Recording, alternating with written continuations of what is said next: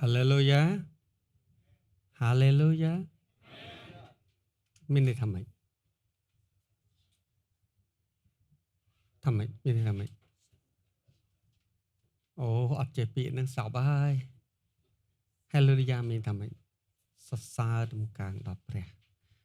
មានភាសា2ពាក្យ2ម៉ាត់ដែលគ្រីស្ទបរិស័ទជនជាតិណាឲ្យតែគ្រីស្ទបរិស័ទគឺចេះទាំងអស់ទី1គឺពាក្យ Hallelujah ត្រូវអត់ទី2គឺពាក្យអីគេ Hosanna ហើយបើគ្រីស្ទបរិស័ទអត់ចេះពាក្យ2ម៉ាត់នឹងចន់អញមកអត់បាយទេពីព្រោះពាក្យហ្នឹងគឺគ្រីស្ទបរិស័ទណាក៏ចេះដែរតាកូនក្មេងក៏ចេះដែរអាមែនបាទអញ្ចឹង Hosanna សរសើរដំកើងព្រះក្នុងពេលដែលដែរបាទ Hallelujah Hallelujah សរសើរដំកើងព្រះ Hosanna មានន័យថាម៉េចបាទព្រះអង្គអើយជួយផងបាទអញ្ចឹងពាក្យមួយពាក្យសរសើរដំកើងពាក្យមួយពាក្យអធិដ្ឋានបច្ច្រាស់គ្នាណាបាទត្រៀមហើយនៅបាទបើព្រះមានបន្ទូលស្ដាប់អត់បាទនៅក្នុងអាទិត្យនេះសម្រាប់ខួរក្បាលរបស់ផងខ្ញុំបាទគឺហើយស្ថានភាពនៅជុំវិញខ្ញុំបាទ message ដែលខ្ញុំបានទទួលគឺជារឿងតែមួយដូចជាអ្វីដែលខ្ញុំបានជម្រាបជូនខ្ញុំតែងចំណាយពេលប្រកបមួយព្រះអង្គឲ្យសួរព្រះអង្គតើខ្ញុំត្រូវអធិប្បាយអ្វីតើព្រះអង្គសពតែមានបន្ទូលអី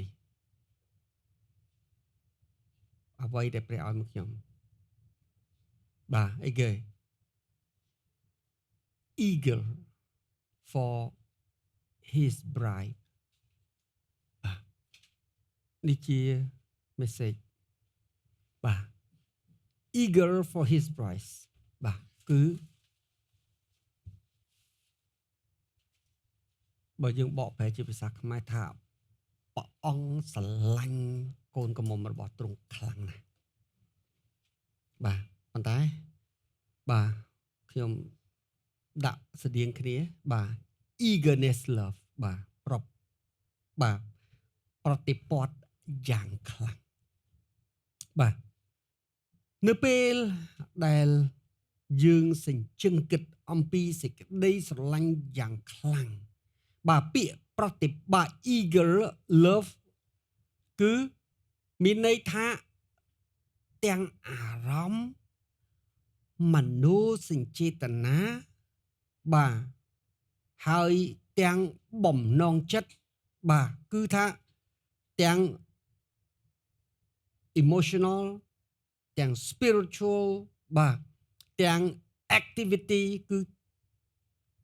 គឺថារួមបញ្ចូលគ្នាបាទឆ្ពោះទៅបាទគិតទៅដល់អីគេបាទគិតទៅដល់សេចក្តីស្រឡាញ់របស់ផងខ្លួនគិតទៅដល់មនុស្សដែលខ្លួនស្រឡាញ់អានឹងយើងហៅថា eagerness love យើងឃើញនៅក្នុងព្រះបន្ទូលរបស់ផងព្រះដ៏ចំចាស់អ្វីដែលបាទដុកទ័រលូកាបានអានមុននេះគឺជាតថភាពមួយបាទដែលព្រះចអម្ចាស់កំសាន្តចិត្តលើកទឹកចិត្តដល់ជនជាតិអ៊ីស្រាអែលដែលជារាជរបស់ផងទ្រង់បន្ទាប់ពីគេមកពីក្រុងបាប៊ីឡូនវិញពេលដែលគេត្រឡប់បាទយើងដឹងហើយថាប្រជារាស្ត្រព្រះមិនស្ដាប់បង្គាប់ព្រះជាម្ចាស់ម្ដងពីរដងបាទហើយគេរំលងបាទការស្ដាប់បង្គាប់ព្រះអង្គជិត500ឆ្នាំបាទគឺគេបានបំពេញថ្ងៃឈប់សម្រាកគឺ sabbatical year ហើយទីបញ្ចប់បាទនៅពេលដែលគេរំលងគ្រប់70ដងព្រះអង្គបានកាត់ទោសគេដោយលក់គេ70ឆ្នាំដូចគ្នាហេតុអីពីព្រោះ sabbatical year គឺជាឆ្នាំទី7ដែលដីត្រូវឈប់សម្រាកដើមឈើត្រូវឈប់សម្រាកសត្វពាហនៈត្រូវឈប់សម្រាកបាវបំរើត្រូវឈប់សម្រាកពេញមួយឆ្នាំបាទព្រះធ្វើយ៉ាងដូចនេះដើម្បីឲ្យទាំងសត្វទាំងមនុស្សទាំងធម្មជាតិទាំងដីមានឱកាសបាទយ៉ាងម៉េចដែរ restore ទាំងសុខភាព restore ទាំងកម្លាំងបាទហើយគោលបំណងគឺដើម្បីអីគេ ដើម្បីឲ្យគ្រប់ទាំងធម្មជាតិទាំងអស់ហើយនឹងសេដ្ឋកិច្ចរបស់រាជព្រះអង្គ prosperity ហើយសម្បូរសប្បាយព្រោះច្បាប់របស់ព្រះអង្គបាទសូមចងចាំណាព្រះបង្កើតហើយថែរក្សាមិនបង្កើតហើយបំផ្លាញខុសពីមនុស្សបង្កើតហើយបំផ្លាញបាទខ្ញុំឧទាហរណ៍ណាមនុស្សបាទ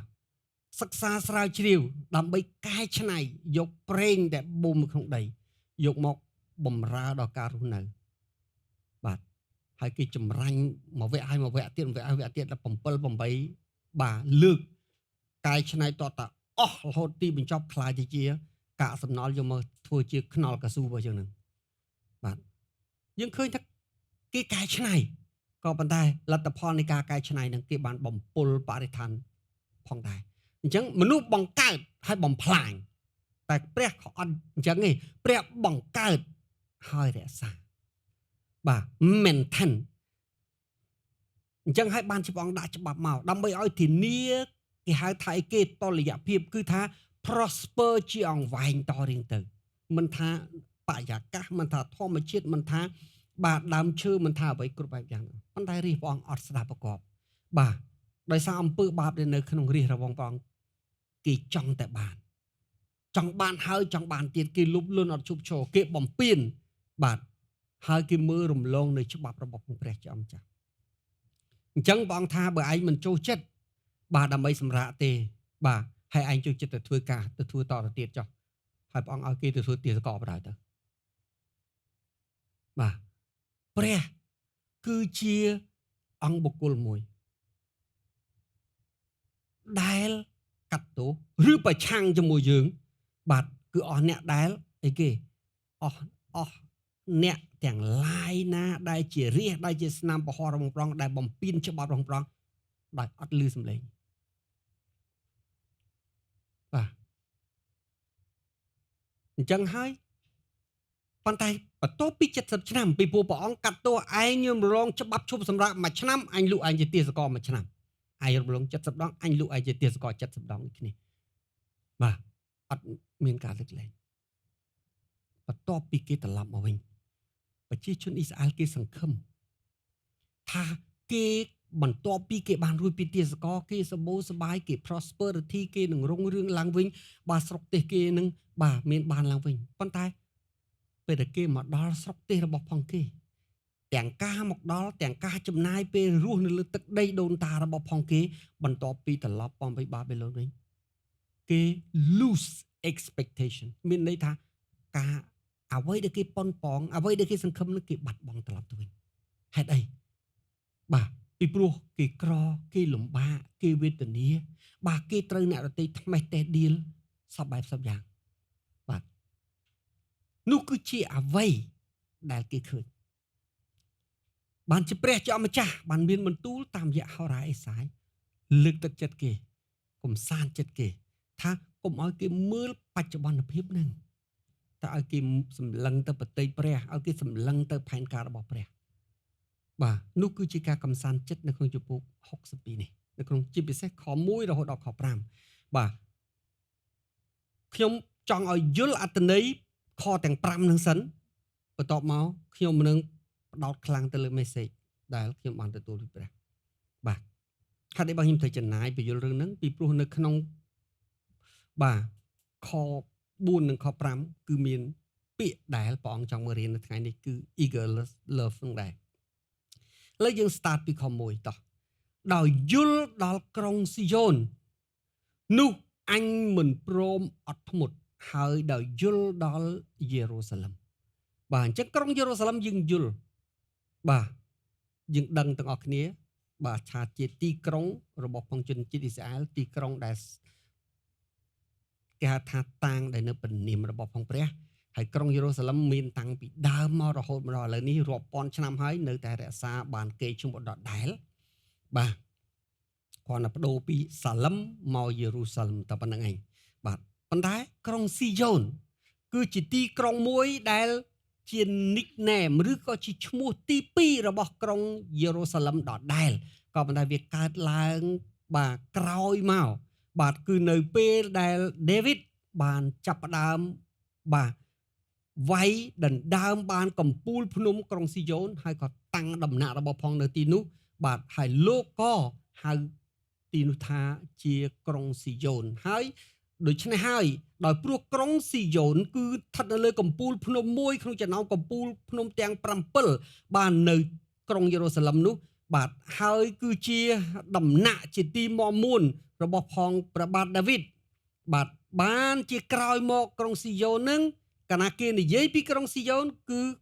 សំដៅទៅលើក្រុងយេរូសាឡិមកាលណានិយាយពីក្រុងយេរូសាឡិមគឺសំដៅទៅក្រុងស៊ីយ៉ូនបាទអញ្ចឹងព្រះអង្គ repeat ម្ដងហើយម្ដងទៀតហើយខ្ញុំធ្លាប់ជម្រាបជូនថាវប្បធម៌អ៊ីស្រាអែលកាលណានិយាយអីមួយ official អក្សរសាស្ត្ររបស់គេគឺ repeat 2 ដងមិនមែនម្ដងមិនមែន3ដងមិនមែន4ដង2ដង official សូម្បីតែសាកសីកាលណាសាកសីម្នាក់បាទចោតប្រកាន់អ្នកណាម្នាក់ដាច់ខាតត្រូវតែមានសាកសី2ទើបគេអាចយកជាផ្លូវការបានអញ្ចឹងបាទព្រះគម្ពីរប្រាប់ថាម៉េចដោយយល់ដល់ក្រុងស៊ីយ៉ូនបាទអញមិនព្រមអត់ធ្មត់ហើយដោយយល់ដល់ក្រុងយេរូសាឡិមនោះអញមិនព្រមបោះបង់ពាក្យថាដោយយល់បាទដល់ក្រុងស៊ីយ៉ូនឬក៏ដោយយល់ដល់ក្រុងយេរូសាឡិមបាទអញមិនព្រមអត់ធ្មត់អញមិនព្រមបោះបង់អញមិនព្រមបង្អង់គឺសំដៅទៅលើអីគេព្រះដែលបុព្វបុរសអ៊ីស្រាអែលថ្វាយបង្គំព្រះដែលជនជាតិអ៊ីស្រាអែលថ្វាយបង្គំព្រះបាទនៃសាសអ៊ីស្រាអែលព្រះអង្គជាព្រះដែល active ជាព្រះដែលធ្វើការមិនមែនជាព្រះដែលស្ងៀមមិនមែនជាព្រះដែលស្ងាត់មិនមែនជាព្រះដែលអត់ធ្វើអ្វីបាទប៉ុន្តែជាព្រះមួយដែលគិតគូរដែលរៀបចំដែលធ្វើការនៅក្នុងចំណោមប្រជារាស្ត្រព្រះហើយធ្វើការនៅក្នុងចំណោមប្រជារាស្ត្រអ៊ីស្រាអែលរាល់តែថ្ងៃអ្នកត្រូវដឹងជំនឿទៅលើគ្រីស្ទបរិស័ទខុសពីជំនឿទៅលើសាសនាដទៃផ្សេងទៀតហេតុអីពីព្រោះព្រះរបស់គ្រីស្ទបរិស័ទជាបុគ្គលដែលរស់មើលឃើញស្ដាប់ឮហើយ active ធ្វើសកម្មភាពជាប្រចាំបាទទាំងនៅក្នុងជីវិតអ្នកទាំងនៅក្នុងពិភពលោកទាំងនៅក្នុងធម្មជាតិមិនថាចំពោះសេចក្តីសង្គ្រោះមិនថាការអន្តរាគមន៍ឬអ្វីនោះទេបាទព្រះអ្នកមិនមែនជាព្រះមួយដែលដេកលក់ទេមិនមែនជាព្រះមួយដែលស្លាប់ទេមិនមែនជាបដិមាករដែលនៅកន្លែងណានៅកន្លែងនឹងទេបាទមិនមែនមានមាត់និយាយបានភ្នែកមើលមិនឃើញមានដៃធ្វើអីអត់កើតក៏ប៉ុន្តែព្រះអ្នកជាអង្គបុគ្គលដែលមានជីវិតបាទហើយមានសកម្មភាពរស់រវើកដូចជាខ្ញុំនិងអ្នកដែរបាទនេះគឺជាការយល់បាទជាបឋមដែលគ្រប់ទាំងគ្រីស្ទបរិស័ទត្រូវយល់ហេតុអីពីព្រោះបើមិនអញ្ចឹងទេបើសំបីតែចំណុចនឹងយើងមិនអាចយល់ជំនឿរបស់យើងមិនមែនជាជំនឿមួយដែលតាំងលើក្តីសង្ឃឹមទេយើងនិយាយទៅព្រះអត់ឮហើយយើងថាអូព្រះប្រហែលអត់ស្លាប់អត់ហើយយើងនិយាយទៅព្រះអត់បាទមិនមែនព្រះអត់ឆ្លើយទេការពិតប្រហែលជាយើងគ្មានសមត្ថភាពនឹងមិនស្ដាប់សម្លេងព្រះអង្គអាមែនបាទលោកនេះយើងគិតថាការសន្ទនាគឺតលតែពាក្យសម្ដីប៉ុន្តែជាក់ស្ដែងការសន្ទនាមិនមែនស្ថិតនៅលើពាក្យសម្ដីតែមួយមុខទេរវាងឪពុកម្ដាយបងប្អូនមិត្តសម្លាញ់ជួនកាលគេធ្វើការសន្ទនាគ្នាជាប្រចាំប៉ុន្តែគេអត់បន្លឺសម្លេងទេត្រូវឬអត់សំបីតែធម្មជាតិដូចគ្នាបាទអ្នកវិទ្យាសាស្ត្រគេចាប់ផ្ដើមសិក្សាគេយកមកជុលមួយបាទដែលភ្ជាប់អេឡិចត្រូនដោតចុះទៅក្នុងដីបាទហើយបន្ទាប់មកបញ្ចូលទៅក្នុងម៉ាស៊ីនបន្ទាប់មកគេតាមមើលបាទអំពីអីគេ DNA បាទកោសិការបស់ផងធម្មជាតិបើយើងមើលពីលើដើមឈើមួយដើមតែដើមឈើមួយដើមយើងឃើញវារស់ទីតីពីគ្នាវាប្រភេទផ្សេងនេះវារស់ទីតីផ្សេងនេះក៏ប៉ុន្តែយើងឃើញបើយើងជីកទៅក្នុងដីយើងឃើញឬវាប្រទាក់គ្នាមែនទេ ប្រតិចុះប្រតិឡើងការប្រតិនេះមិនមែនអត់ប្រយោជន៍ទេគឺវា share ព័ត៌មានឲ្យគ្នាទៅវិញទៅមកបាទដូចជាសហគមន៍របស់មនុស្សអញ្ចឹងព័ត៌ធម្មជាតិទាំងអស់ហ្នឹងវា share ព័ត៌មានឲ្យគ្នាតែជាក់ក្តៅបាទហានិភ័យមានសុខភាពល្អឬមានសុខភាពល្អបាទហើយវាមិនមែនត្រឹមតែអញ្ចឹងទេវាក៏ព្យាបាលគ្នាទៅវិញទៅមកដែរវាក៏ជាសហគមន៍ដែរបាទអញ្ចឹងខ្ញុំចង់រំលឹកជូនលោកអ្នកបងប្អូនទំនាក់ទំនងមិនមែនគ្រាន់តែពាក្យទេបាទការស្ដាប់ការឮវាជារឿងមួយប៉ុន្តែអារម្មណ៍យល់ដឹងកែវភ្នែកមានមធ្យោបាយជាច្រើនទៀតពេលដែលអ្នកនិយាយទៅព្រះអ្នកតេតងទៅព្រះបាទអ្នកអាចនឹងប្រើគំនិតឬអ្នកអាចនឹងប្រើមាត់ដើម្បីនិយាយទៅកាន់ព្រះអង្គក៏ហើយដល់ពេលអ្នកអត់ឮដោយតិចអ្នកឬនៅក្នុងវិញ្ញាណអ្នកបាទត្រឡប់មកវិញអ្នកថាព្រះអត់និយាយអ្នកណាថាព្រះអត់និយាយបាទបើអ្នកមានទំនាក់ទំនងល្អបើអ្នក close enough អ្នកនឹងដឹងថាព្រះនិយាយត្រឡប់មកអ្នកវិញតាមរយៈមធ្យោបាយផ្សេងៗបាទនឹងកាប់អញ្ចឹងហើយបានជាអីគេខ្ញុំតែងតែជំរាបជូនលោកអ្នកបងប្អូនឧទាហរណ៍ពីរឿងកូនក្មេងបាទហើយខ្ញុំរៀនពីរឿងកូនខ្ញុំផ្ទាល់កាលពីវានៅទូចបាទយើងបាទនៅម្ដុំបត់ទឹកឡក់ពេលដែលក្មេងវាមកពីសាលារៀនវិញវារត់ត្រគ្នា4 10 20នាក់យើងវាលេងជុំគ្នាទៅបាទលេងទៅដល់ពេលវាអត់ចុះសម្រងគ្នាដល់ខ្លះយកដីបាច់ទៅហុយទៅខ្លះចូលភ្នែកទៅខ្លះយំទៅបាទខ្លះរុញគ្នាដួលផ្ងាក្រោយស្រែកពីហ្នឹងបាទដល់ពេលតាមានមួយយំពីរយំអាអ្នកដតេផ្សេងទៀតឮសំឡេងម៉ែស្រីពីចឹងហើយយំមកទាំងអស់ដល់ពេលយំទាំងអស់បាទសម្រាប់មនុស្សជាទូទៅអត់អាចបែងចែកសម្លេងបានទេតែឪពុកម្ដាយរបស់ក្មេងហ្នឹងគឺបែងចែកបានដាច់ច្បាស់ល្អណាស់មនុស្សជាទូទៅដែលអត់តាក់ទងនឹងជីវិតក្មេងទាំងសោះគ្រាន់អ្នកចិត្តខាងឃើញខ្ញុំម្ដងមកកាលបែងចែកអត់ច្បាស់ទេព្រោះសម្លេងក្មេងយំដូចតែគ្នាទេបាទដូចឆ្មានៅស្រុកខ្មែរឆ្មានៅស្រុកគេនៅតែម៉ែវដូចគ្នាហ្នឹងបាទគោនៅស្រុកខ្មែរគោស្រុកគ្នានៅតែម៉ដូចគ្នាហ្នឹងវាសម្លេងវាដូចគ្នាបាទប៉ុន្តែដោយសារឪពុកម្ដាយគាត់មានទំនាក់ទំនងនៃជីវិតបាទអញ្ចឹងគាត់អាចដឹងថាមួយណាកូនគាត់ទោះបីក្មេង20នាក់យំក្នុងពេលតែមួយក៏គាត់ដឹងថាកូនរបស់គាត់នឹងណាដែរនឹងការពិតហើយមេដាទាំងឡាយសុទ្ធតែមានពិសោធន៍ហេតុអីពីព្រោះពួកគេ close relationship enough បាទនឹងដូចគ្នាអ្នកខ្លះមកសួរខ្ញុំថាលោកគ្រូមិនបានស្ដាប់សម្លេងព្រះបានខ្ញុំថាស្រួលទេនិយាយអូព្រះឲ្យច្រើននៅក្បែរព្រះឲ្យគៀកនៅពេលដែលអ្នកនិយាយអូព្រះឲ្យច្រើននៅក្បែរព្រះឲ្យគៀកហើយបាទហើយជីវិតរបស់ផងអ្នកបរិសុទ្ធអ្នកមិនបាច់ប្រឹងស្ដាប់ទេអ្នកមិនបាច់ថាមើលប្រាប់រូបមន្តខ្ញុំមើលមកតើអាចដើម្បីស្ដាប់សម្លេងព្រះ1 2 3 4 5មិនបាច់ទេបាទឲ្យអ្នកធ្វើតាមបាទអ្វីដែលខ្ញុំប្រាប់គឺព្រះអ្នកនឹងឮសម្លេងព្រះខ្លួនឯងបាទនឹងការពិតបាទក៏ប៉ុន្តែមានគ្រីបរិស័ទខ្លះគាត់អត់ឮសម្លេងព្រះដោយសារអីដោយសារគាត់បានបិទរនាំងនៃដួងចិត្តនឹងការយល់ឃើញរបស់ផងគាត់តាមរយៈសេចក្តីបង្រៀនផ្សេងបាត់ទៅហើយខ្ញុំឧទាហរណ៍ដូចជាខ្ញុំនិយាយចឹងខ្ញុំថាបើយើងមើលធម្មជាតិសត្វទាំងអស់កើតមកគឺអូតូម៉ាទិកសត្វណាក៏ចេះហែលទឹកដែរ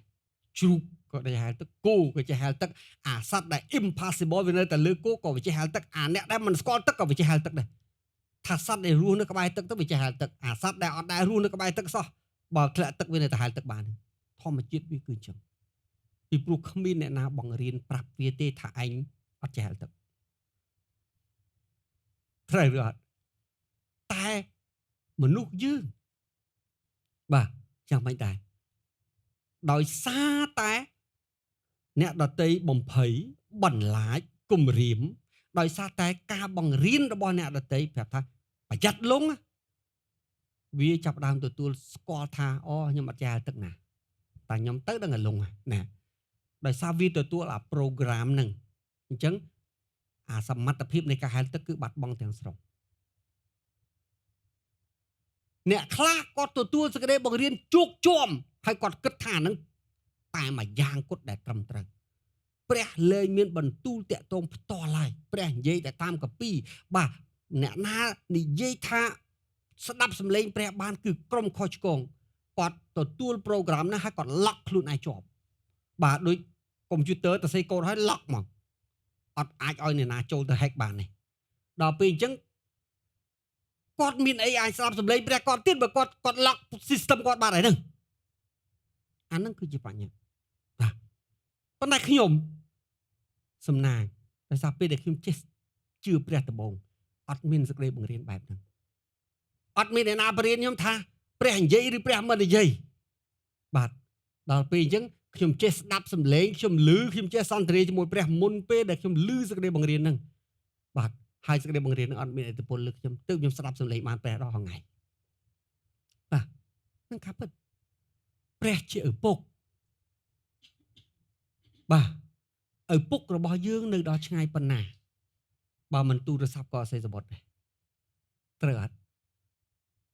បើមិនបានរាល់ថ្ងៃក៏មួយអាទិត្យដែរមួយខែម្ដង3ខែម្ដងតែដំណឹងដាច់ខាត់ត្រូវតែមានការទំនាក់ទំនងរវាងក្រុមគ្រួសារនិងគាត់តែងតែមានម្ដាយយើងក៏អញ្ចឹងគ្រួសារយើងក៏អញ្ចឹងតែបើសិនជាយើងថាឪពុកខ្ញុំនៅរស់ហើយយើងអត់មានដំណឹងពីគាត់សោះក៏អត់តាក់ទងមកយើងសោះគឺមានន័យថាឪពុកយើងស្លាប់អត់ហើយត្រូវឬអត់អានឹងចឹងអញ្ចឹងបានជាអីគេវាគឺជារឿងសំខាន់ត្រឡប់មកវិញយើងឃើញពេលដែលព្រះមានទូលថាម៉េចព្រះអញមិនព្រមអត់ធ្មត់អញមិនព្រមបងអង្គគឺវាជា expression មួយដែលបង្ហាញប្រាប់ថាព្រះរបស់ផងចៅអ៊ីស្រាអែលអត់នៅស្ងៀមទេ he's active ព្រះអង្គបាទមានសកម្មភាពជាប់ជាប្រចាំអញ្ចឹងបើព្រះដែលគុំគ្រងអ៊ីស្រាអែលខ្វៀលអ៊ីស្រាអែលព្រះអង្គមានសកម្មភាពជាប្រចាំហេតុអីយើងត្រូវភ័យហេតុអីយើងត្រូវព្រួយពីព្រោះព្រះកំពុងធ្វើការព្រះកំពុងតែសូនប៉ាន់ព្រះកំពុងតែកែច្នៃចលនារបស់ព្រះកំពុងតែមាននៅក្នុងជីវិតរបស់យើងអាមែនត្រូវអត់អញ្ចឹងបាទអញ្ចឹងក្រុងស៊ីយ៉ូនក្រុងយេរូសាឡឹមតំណាងឲ្យប្រជាជាតិអ៊ីស្រាអែលទាំងមូលបាទគឺបាទតំណាងឲ្យប្រទេសក៏តំណាងឲ្យប្រជាជនដែរហើយយើងឃើញនៅក្នុងខ1ដដែលដោយយល់បាទទាល់តែសេចក្តីសុចរិតរបស់ក្រុងនោះបានភ្លឺចិញ្ចែងមកព្រះអង្គថាព្រះអង្គនឹងសូនប៉ាន់ព្រះអង្គនឹងកែច្នៃបាទយ៉ាងម៉េចបាទហើយព្រះអង្គនឹងយ៉ាងម៉េចតែដាក់គេនៅលើទីខ្ពស់ដើម្បីឲ្យអីគេដើម្បីឲ្យអ្នកដទៃមើលឃើញពីចម្ងាយពីព្រោះព្រះគម្ពីរបានប្រាប់ថាទាល់តែសេចក្តីសុចរិតរបស់ក្រុងនោះបានភ្លឺចេញមកណាភាសាអង់គ្លេសប្រាប់ពីអីគេបាទ until her righteousness go forth បាទពាក្យ go forth វាដូចជាគេហៅថាប្លុកដែលវាដូចតពាំងវាផុសចេញពីក្នុងដីមកដោយអំណាចមានកម្លាំងជំរុញចេញមកបាទហេតុអីពីព្រោះគេរងទុក្ខគេបាក់បែកគេត្រូវនិរទេសគេត្រូវលក់ទៅជាទាសករដោយសារសេចក្តីទុច្ចរិតរបស់ជនជាតិហ្នឹងបាទក៏ប៉ុន្តែព្រះជាម្ចាស់មានទូលថាម៉េចព្រះអង្គឲ្យក្រុងយេរូសាឡឹមព្រះអង្គឲ្យស៊ីយ៉ូនបាទទៅជនជាតិអ៊ីស្រាអែលបាទហើយព្រះអង្គយកគេធ្វើជារាជរបស់ផងព្រះមិនថាគេរស់នៅដោយបែបណាបាទព្រះនៅតែបន្តធ្វើការមិនបោះបង់ក្នុងជីវិតគេបាទហើយព្រះអង្គនឹងធ្វើការគ្រប់បែបយ៉ាងហើយគោលដៅ ultimate goal របស់ផងព្រះអង្គគឺព្រះអង្គនឹងធ្វើឲ្យគេសុទ្ធឲ្យគេស្អាតសូមចងចាំនៅក្នុងព្រះគម្ពីរដានីយ៉ែល70សប្តាហ៍កាព្រីយ៉ែលប្រាប់ដានីយ៉ែលច្បាស់ថាតើអ្វីគឺជាគោលនៃផែនការ70សប្តាហ៍រំលប់រំលាងបាបត្រូវអត់បាទពីព្រោះបើមិនរំលប់រំលាងបាបទេគឺព្រះអង្គមិនអាចផ្ទៃមេឃថ្មីផែនដីថ្មីក្រុងយេរូសាឡឹមថ្មីឋានសួគ៌បាទដែលជាទិសដៅដ៏អស្ចារ្យជានិច្ចរបស់ផងព្រះដែលព្រះបង្កើតឡើងនៅទីក្រុងមួយនៅពិភពមួយបាទដើម្បីឲ្យព្រះអង្គអាចរស់នៅជាមួយប្រជារាស្ត្រព្រះអង្គអត់នឹងមកដល់ទេអញ្ចឹងហើយបានជាមុនពេលទិសដៅនឹងមកដល់ព្រះអង្គត្រូវតែសម្អាតបាបចោល បាបដែលនៅក្នុងទេវតារបស់ព្រះហើយបាបដែលពួកទេវតាហ្នឹងបានបង្ហូរចូលមកកាន់ផែនដីតាមរយៈការមិនស្ដាប់បង្គាប់បាបមនុស្សក៏ដោយបាបទេវតាក៏ដោយបាបអីក៏ដោយត្រូវសម្អាតចោលឲ្យអស់អញ្ចឹងចាប់តាំងពីបាទថ្ងៃដែលបាទព្រះបានបើកសម្ដែងដល់ដានីយ៉ែលអំពីគម្រោងផែនការចុងក្រោយ70សប្តាហ៍ហ្នឹងផែនការព្រះអង្គតែមួយគត់កម្ចាត់បាបចោលកម្ចាត់បាបចោលដំបូងគឺដើម្បីអីគេបាទបញ្ជូនរាជរបស់ផងព្រះអង្គដែលពីនិរទេសត្រឡប់ទៅកាន់ក្រុងយេរូសាឡឹម restore អ៊ីស្រាអែលឡើងវិញរៀបចំផ្លូវព្រះមេស៊ីយើងមកបាទហើយបន្ទាប់មកព្រះអង្គទេវតាបញ្ជូនព្រះបញ្ជូនព្រះយេស៊ូវយើងមកដើម្បីអីគេឲ្យមានសាច់មានឈាមដើម្បីទៅស្លាប់កម្ចាត់បាបទី1គឺកម្ចាត់បាបនៅក្នុងចិត្តមនុស្សដោយការរៀបចំផ្លូវយកសាច់ឈាមព្រះអង្គរៀបចំផ្លូវដើម្បីគេទៅឋានសួគ៌កម្ចាត់បាបទី2គឺការបញ្ជូនព្រះវិញ្ញាណបរិសុទ្ធយើងមកដើម្បីជួយអ្នកដែល convert អ្នកដែលប្រែចិត្តពិតប្រាកដដើម្បីឲ្យគេឈ្នះបាបបាទហើយគេអាចប្រព្រឹត្តតាមព្រះបន្ទូលព្រះអង្គបានអញ្ចឹងផ្លូវរបស់ព្រះ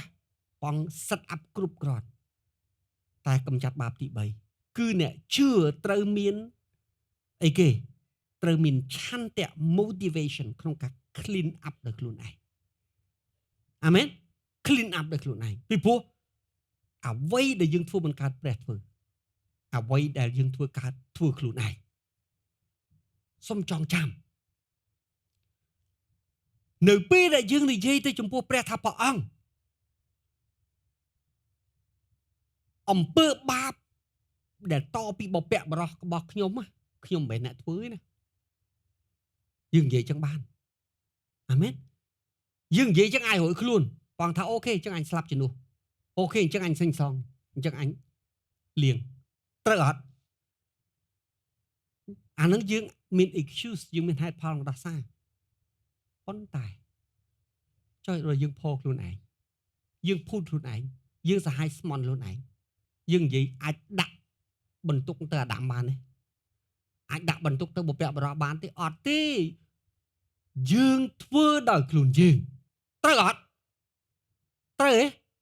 ឯងនាំចូលដោយខ្លួនឯងកន្លែងហ្នឹងហើយដែលព្រះឲ្យឯងដោះចេញវិញដោយការសម្រេចចិត្តអាមែនដោយការសម្រេចចិត្តប៉ុន្តែមិនមែនឲ្យយើងធ្វើម្នាក់ឯងទេព្រោះយើងធ្វើអត់បានទេបងឲ្យព្រះបន្ទូលព្រះអង្គមកណែនាំយើងបងឲ្យព្រះវិញ្ញាណចាំជួយយើងក៏ប៉ុន្តែព្រះបន្ទូលធ្វើការព្រះវិញ្ញាណធ្វើការត្រូវការយើងទៅចុចប៊ូតុងដូចម៉ាស៊ីនរោងចក្រចឹងមែនណាបើយើងម៉ាស៊ីនភ្ជាប់ភ្លើងភ្ជាប់អីហើយតែបើយើងមិនយកដៃទៅជាកងតាវាអត់ដើរទេអានឹងគឺការបដិញ្ញាចិត្តរបស់យើងតើខ្ញុំថាព្រះអង្គខ្ញុំចង់ស្អាតព្រះអង្គខ្ញុំចង់រួចបាទសូមជួយខ្ញុំផងព្រះទទួល signal ពីយើងថាវាកំពុងចង់ដោះខ្លួនទេតាអញ្ចឹងយើងទៅជួយដោះវាយល់អត់តែបើសិនជាយើងបាទនៅតែរាប់បាបជាប្រពន្ធចុងហើយនៅតែបំពេវារាល់ថ្ងៃបងថាបំពេទៀតទៅមានរឿងអីបងទៅជួយពីព្រោះឯងអត់មានសុំចងចាំណាអ្នកកើតឲ្យដូចជារូបព្រះហើយឲ្យចំនឹងរូបព្រះនិយាយឲ្យស្រួលស្ដាប់អ្នកក៏ជាព្រះដែរពីព្រោះក្រៅពីព្រះដ៏ពិតតែមួយគ្មានបុគ្គលណាក្នុងលោកនេះសូម្បីតែព្រះអាទិត្យឬព្រះច័ន្ទដែលអស្ចារ្យជាងមនុស្សទេអាមែន Small God ដូចយើងហ្នឹងបើអញ្ចឹងអ្វីដែលព្រះធ្វើមិនកើតគឺព្រះធ្វើគឺអ្វីដែលយើងធ្វើមិនកើតគឺព្រះធ្វើតែអ្វីដែលព្រះបង្គាប់ឲ្យយើងធ្វើកើតតែអ្នកត្រូវមានឆន្ទៈអាមែនបាទខ្ញុំជឿសេចក្តីបង្រៀនបែបនេះអស់ជិត20ឆ្នាំគ្មានអាណាធ្វើបានទេដោយព្រោះតែយើងទទួលសេចក្តីបង្រៀនថាគ្មានអាណាធ្វើបានយើងធ្វើអត់បានទេពីព្រោះយើងទទួលប្រូក្រាមបែបហ្នឹងប៉ុន្តែនៅយើងសួរត្រឡប់មកវិញចុះព្រះនឹងជាព្រះស្អីមកបង្គាប់ខ្ញុំឲ្យធ្វើរឿងដែលខ្ញុំធ្វើមិនកើតឃើញបងជាអ្នកបង្កើតខ្ញុំហ៎បងស្គាល់ចិត្តខ្ញុំបងស្គាល់កម្លាំងកាយខ្ញុំបងស្គាល់អ្វីដែលខ្ញុំមានដឹងថាខ្ញុំខ្លាំងប៉ុណ្ណាខ្សោយប៉ុណ្ណាហើយមកបង្គាប់ឲ្យខ្ញុំធ្វើមិនកើតបង្គាប់ធ្វើអីបាទនៅពេលដែលមនុស្សម្នាក់បង្គាប់ឲ្យមនុស្សម្នាក់ទៀតធ្វើឲ្យដឹងថាអ្នកធ្វើមិនកើតចេតនាគឺមានតែមួយគត់ធ្វើបាបវា ត្រូវអត់បាទ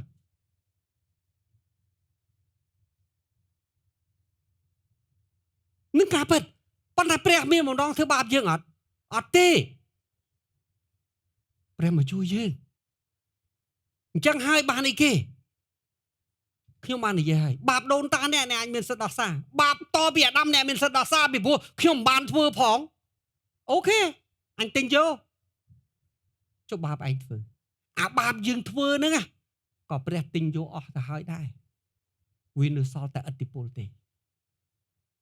ក៏ប៉ុន្តែកុំភ្លេចឥទ្ធិពលផ្ដាសាយបើអ្នកមិនប្រឹងហាត់ប្រាណទេវានឹងត្រឡប់ទៅជាផ្ដាសាយសាយជាថ្មីត្រូវឬអត់យល់ទេនៅថ្ងៃដែលអ្នកទទួលជឿព្រះអង្គជាព្រះអង្គម្ចាស់ជាព្រះអង្គសង្គ្រោះព្រះទិញយកទាំងអស់ហើយបាបអាដាមបាបបុព្វបុរសយើងសំបីតែបាបយើងប្រព្រឹត្តឧបមាថាឥឡូវខ្ញុំជឿព្រះអង្គនៅអាយុ20ឆ្នាំអាបាបដែលខ្ញុំប្រព្រឹត្ត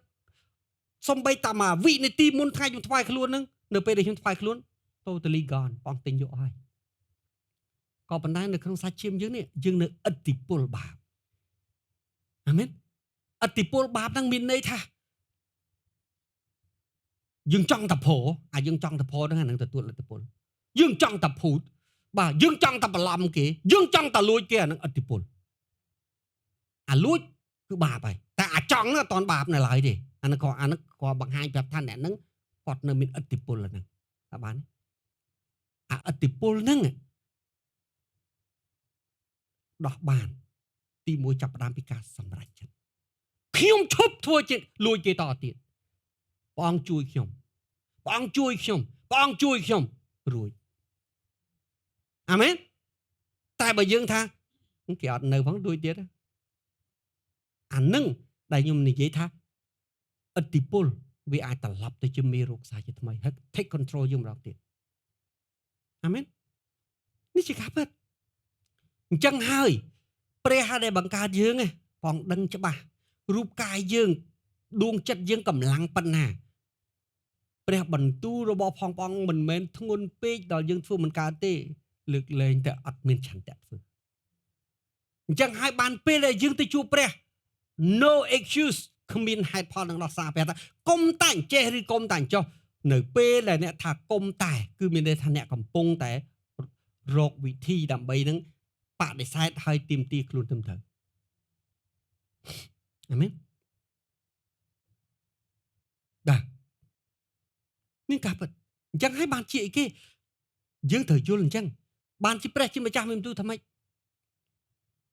ព្រះអង្គតាំងក្រុងយេរូសាឡិមព្រះអង្គតាំងនៅអ៊ីស្រាអែលព្រះអង្គយកគេធ្វើជាប្រជារាស្ត្រព្រះអង្គទ្រង់មិនយល់ព្រមឲ្យគេរស់ក្នុងបាបទេទ្រង់មិនយល់ក្នុងឲ្យគេរស់ក្នុងសេចក្តីទុច្ចរិតទេបាទទ្រង់នៅតែបន្តទោះបីជាព្រះអង្គទោះបីជាគេមិនព្រមស្ដាប់ព្រះបន្ទូលរបស់ផងព្រះហើយបរាជ័យម្ដងហើយម្ដងទៀតតែទ្រង់មិនព្រមបោះបង់ចោលទេផងនៅតែសូនប៉ាន់កែច្នៃគៀបកិនបាទតតែចាក់អែលអស់ហើយខ្លាយសេចក្តីសុចរិតចេញមកនេះព្រះអង្គចង់និយាយអញ្ចឹងអាមែនព្រះអង្គចង់និយាយថាម៉េចតើតែសេចក្តីសុចរិតរបស់ក្រុងនោះបានភ្លឺចេញមកវាដូចជាតពាំងអញ្ចឹងបាទគេហៅគេបាទភាសាអង់គ្លេសប្រើពាក្យបាទ go forth គឺផុសចេញទៅក្នុងដីមកបាទដូចជារស្មីនៃពន្លឺហើយសេចក្តីសង្គ្រោះរបស់គេនឹងបានដូចជាចង្កៀងដែលឆេះ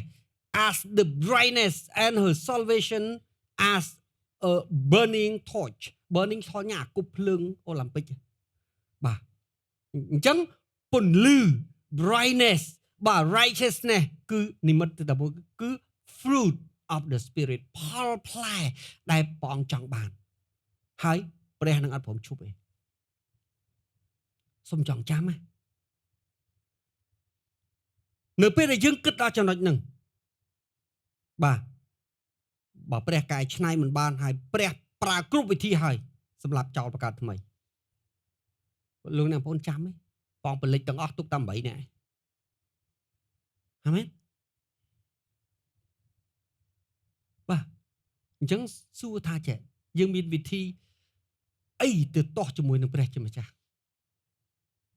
ដែលគេបាទដែលអាចយកឈ្នះព្រះបានទេ Nimrod ខ្ញុំមិនព្រមលិចទៅក្នុងទឹកទៀតទេព្រះអង្គប្រកែបលិចទេខ្ញុំធ្វើបាទប៉មកកម្ពស់8 9គីឡូមើលបាទតើលិចទៀតបាទអត់ព្រះអង្គថាដោយសារអញសិនជាថាជប់បលិចទឹកអញក៏ជប់បលិចដែរតែអញមានវិធីផ្សេងទៀតអញធ្វើឲ្យនិយាយគ្នាស្ដាប់លេងបានមែនអត់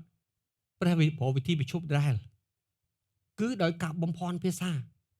ហើយដោយសារស្ដាប់គ្នាមិនបានឆ្លោះគ្នាទិលចែកទិសគ្នាអស់លីងចប់ដែរព្រះមានវិធីគ្រប់បែបយ៉ាងដើម្បីនឹងធ្វើបាទសម្រាប់ខ្ញុំតែខ្ញុំរៀនយល់ស្គាល់ព្រះខ្ញុំស្គាល់ DNA របស់ព្រះកុំប្រឆាំងមួយព្រះអង្គអត់ចំណេញទេលូនក៏ដោយវាក៏ដោយបាទចុះចូលហើយប្រាប់ថាព្រះអង្គជួយខ្ញុំផងជាវិធីតែមួយគត់កាន់តែកិច្ចគឺកាន់តែធ្ងន់បាទអានឹងការពិតអញ្ចឹងហើយបាទជានេះគឺជាអ្វីដែលព្រះគម្ពីរចង់និយាយបជារាព្រះមែនតែនខគម្ពីរទី1នោះព្រះអង្គថាម៉េចបជារាព្រះដែលមកអស់សង្ឃឹមមកទុកសោកបជារាព្រះអត់យល់ទេថា restoration ពីទាសកលមុនគេមិនមែនសេដ្ឋកិច្ចទេមុនគេគឺក្តីសុចរិតក្នុងមកមុនទើបក្រៅមកហើយបជារាព្រះដែលក្រដែលវេទនាបាទដែលលំបាកបើអ្នកចង់คลายទៅជាបជារាដែលមានពរអ្វីដែលអ្នកត្រូវការคลายត្រូវធ្វើជាកូនដែលបងកបបតីមានពេលអធិដ្ឋានមានពេលអានព្រះគម្ពីរមានពេលទំនាក់ទំនងរក្សាថ្ងៃបរិសុទ្ធថ្វាយដង្វាយ1/10ទៀងទាត់ហើយជាមួយគ្នាដោះខ្លួនចេញពីគ្រប់ទាំងសេចក្តីសម្បូរគ្រឿងអំពើបាបទាំងឡាយនេះជាវិធីចាប់ផ្ដើមដើម្បីផ្លាស់ប្ដូរជោគវាសនាផ្លាស់ប្ដូរខាងក្នុងគឺជាការផ្លាស់ប្ដូរខាងក្រៅបើអ្នកប្រឹងតែខាងក្រៅទេខ្ញុំឲ្យអ្នកប្រឹងមួយជីវិតអ្នកនៅតែលហាមអញ្ចឹងដើរជាមួយព្រះអ្នកត្រូវស្គាល់ DNA របស់ព្រះកែប្រែផ្លូវប្រព្រឹត្តសេចក្តីសុចរិតភាពបរិសុទ្ធខាងក្នុងបាទខាងក្រៅវាដូរឯងអត់បានទេតែបើយើងកែប្រែតែខាងក្រៅធ្វើតែខាងក្រៅគេហៅថា perform តែខាងក្រៅ nothing happen វាដូចជាតបៅមេរោគវាចូលទៅក្នុងសាច់ឈាមរបស់យើងក៏ប៉ុន្តែយើងយកតែគ្រីមថ្នាំបាទសម្រាប់យកមកលាបសើស្បែកអត់ជាបាទលបើកទឹកកម៉ទេអាមែននឹងដែលយើងត្រូវយល់អានឹងគេហៅថាស្គាល់ចិត្តព្រះ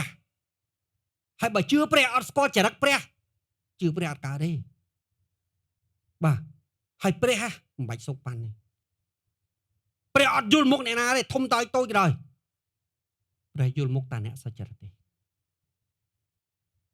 បើយើងបរិសុទ្ធសុចរិតទោះបីយើងក្នុងលោកនេះសល់តែម្នាក់ឯងក៏ដោយព្រះទៅតាមរកព្រះទៅតាមរកបាទពីព្រោះនោះគឺជារបស់ដែលមានតម្លៃបំផុតនៅចំពោះព្រះនេតបងពលឹងដែលមានតម្លៃបំផុតនៅចំពោះព្រះនេតបងតែបើយើងធំយើងអស្ចារ្យយើងមហិមាមើលទៅដូចភ្នំព្រះសមិរុក៏ប៉ុន្តែជាមួយគ្នាខាងក្នុងយើងអត់មានអីសោះអត់មាន DNA របស់ព្រះសោះតែភ្នែកមើលព្រះអង្គយកផងពីព្រោះព្រះអត់ខ្វះទេកន្លែងនឹងឯងដែលខ្ញុំបញ្យល់នេះគឺជាអាថ៌កំបាំងដែលធ្វើឲ្យខ្លួនផ្លាស់ប្ដូរជោគវាសនាធ្វើឲ្យខ្លួនមានបានធ្វើឲ្យខ្លួនផ្លាស់ប្ដូរសេដ្ឋកិច្ចហើយខ្ញុំនិយាយទូទៅខ្ញុំនិយាយឆ្លងកាត់ច្រោះនៃជីវិតរបស់ខ្ញុំនិយាយអញ្ចឹងមិនមែនយើងអត់ចេះខុសទេប៉ុន្តែ commitment ជាលេខ1ខុសវាជាកំសោយរបស់ផងមនុស្សងើបមកធ្វើម្ដងទៀតងើបមកធ្វើម្ដងទៀតងើបមកធ្វើម្ដងទៀតបរាជ័យ100ដងក៏ដោយបើអ្នកមិនព្រមនៅអង្គុយចុះទេអ្នកនៅតែអាចងើបឈរបានអានឹងគឺព្រះគុណ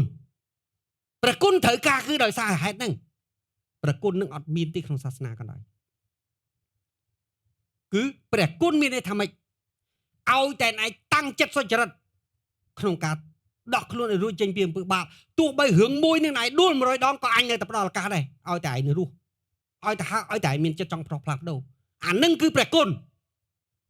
អាមែនយល់ឲ្យច្បាស់ពាក្យព្រះគុណមិនមែន license ធ្វើបាបទេណាអាមែនគាត់ថាគឺជាឱកាសដែលធ្វើឲ្យមនុស្សមានបាបមានឱកាសចាប់ផ្ដើមសាជាថ្មី ប្រាជ័យទៀតចាប់ដើមទៀតប្រាជ័យទៀតចាប់ដើមទៀតចាប់ដើមតឈ្នះនេះស្គាល់ចរិតព្រះហើយស្គាល់ DNA របស់ព្រះច្បាស់អាមែន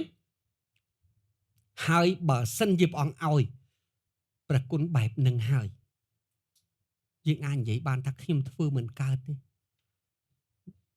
ឧមាក្នុងរឿងផមួយចុះខ្ញុំអាចដួល10លើកតែលើកទី11ប្រកាសជាឈ្នះត្រូវអត់កន្លែង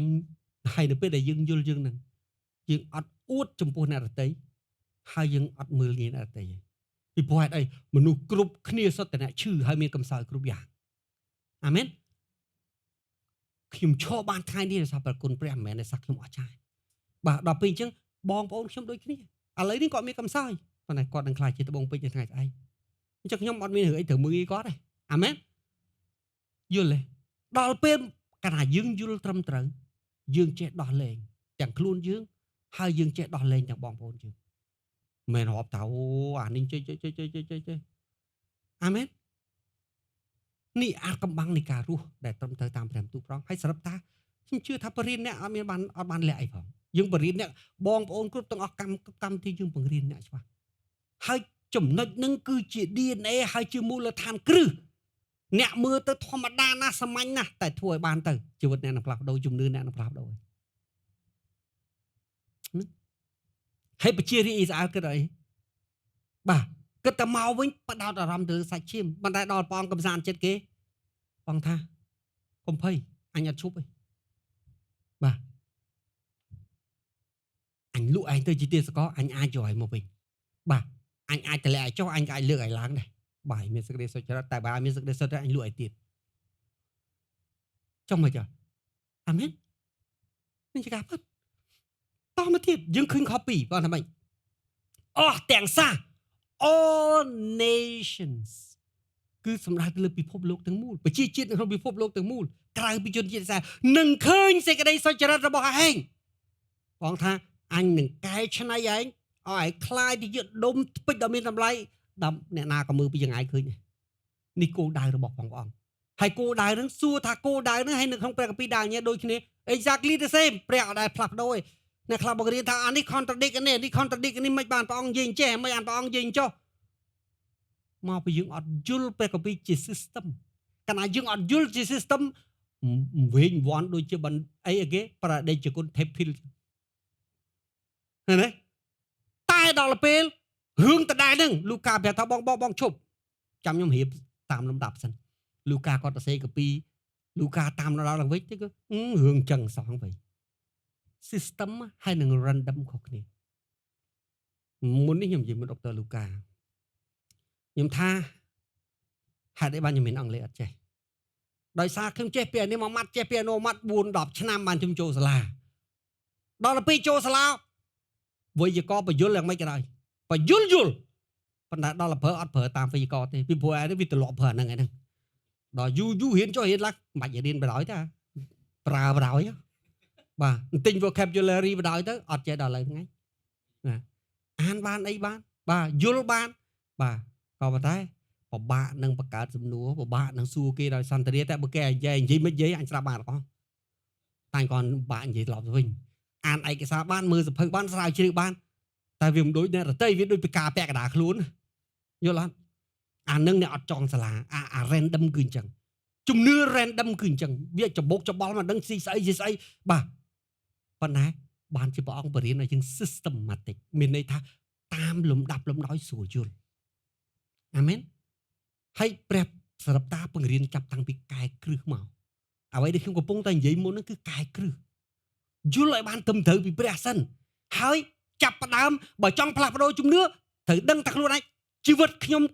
នៅក្នុងជំនឿគួរផ្លាស់ប្ដូរពីស្អីបើអត់ដឹងផ្លាស់ប្ដូរពីស្អីផងតែផ្លាស់ប្ដូរស្អីអាមែននេះជាការពិតបាទយើងត្រូវយល់ហើយការអ្វីដែលតាក់ចិត្តព្រះខ្ញុំប្រាប់មិនទិញម៉ាកកាយល្អម៉ាក brand ខ្ញុំមកផាត់មុខឲ្យគូចោមឲ្យស្អាតដើម្បីតាក់ព្រះទេអត់បើមិនមែនទៅទិញខោអាវ brand បើទិញលីអូថ្លៃមកស្លៀកឲ្យតាក់ព្រះអត់អ្វីដែលតាក់ព្រះគឺខាងក្នុងសេចក្តីសុចរិតនៅខាងក្នុងបាទបើអ្នករស់នៅត្រឹមត្រូវតាមព្រះបន្ទូលព្រះ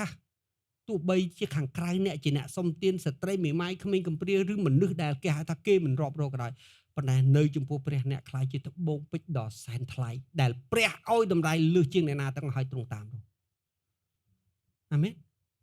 អ្នកត្រូវយល់ហើយព្រះអត់អយុត្តិធម៌ចំពោះអ្នកណាទេ fair សម្រាប់គ្រប់មនុស្សទាំងអស់យុត្តិធម៌ណាស់ឯកឧត្តមក៏ដោយលោកជំទាវក៏ដោយគឺព្រះអង្គរកតែមួយដូចគ្នាគ្មានស្អីទៅសុខប៉ាន់ព្រះបាននេះលើកលែងតែសេចក្តីសុចរិតហើយភាពបរិសុទ្ធ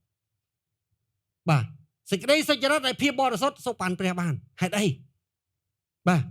នៅពេលដែលព្រះអង្គចង់ជំនុំជម្រះព្រះអង្គថាដោយយល់ដល់ក្តីសុចរិត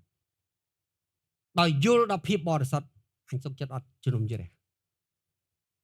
តើសេចក្តីសុចរិតដ៏មានតម្លៃប៉ុណ្ណាបងប្អូនដែលអាចរក្សាបានទីក្រុងរហូតដល់5ដែលត្រូវការតែមនុស្ស10នាក់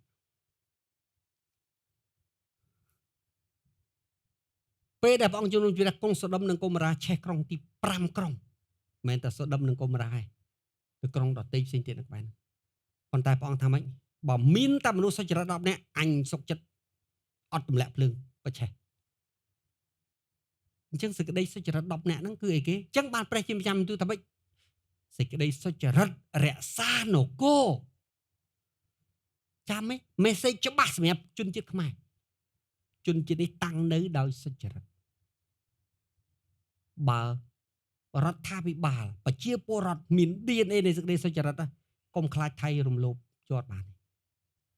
កុំខ្លាចយួនរំលោភយកបានគ្មានជនជាតិណាអាចលេបវាបានទេពីព្រោះហេតុអីពីព្រោះដោយសារសេចក្តីសុចរិតហ្នឹងគឺ protected by God Almighty អាមែនអានឹងគឺជាសាសតូចមានឱកាសរស់រានតែបើគេភូតយើងភូតគេបន្លំយើងបន្លំដែរម៉ាក់យីហោខ្លែងខ្លាទាំងអស់ងាប់ទាំងអស់តែគ្នាទៅ